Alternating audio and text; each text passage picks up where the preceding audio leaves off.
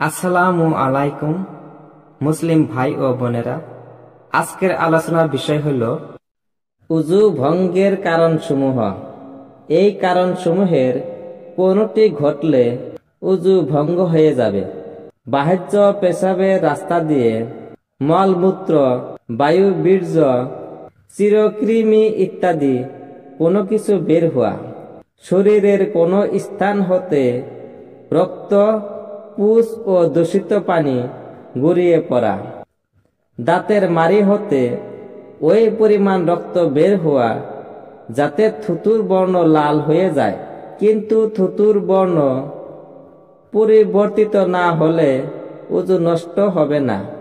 মুখ ভরা বমি হওয়া, মুখ ভরা কফ উঠলে উযু নষ্ট হয় না।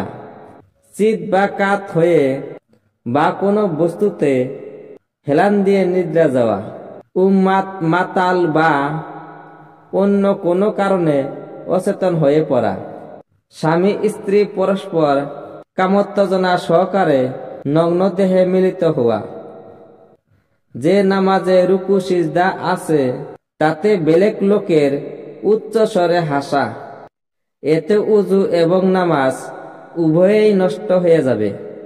কিন্তু যে নামাজে রুকু সিজদা নেই তাতে উচ্চ স্বরে হাসলে শুধু নামাজই নষ্ট হবে, উযু ভঙ্গ হবে না। কোনো মহিলার ধারণা উযু করার পর কোনো বেগানা পুরুষের সাথে সাক্ষাৎ হলে উযু ভঙ্গ হয়ে যায়। এটা তাদের ভুল ধারণা। যাদের সঙ্গে দেখা দেওয়ার দুরস্ত নেই, এরূপ কোনো পুরুষের সাথে সাক্ষাৎ হলে পর্দা অমান্যের কারণে গুনাহগার হবে, কিন্তু উযু নষ্ট হবে না।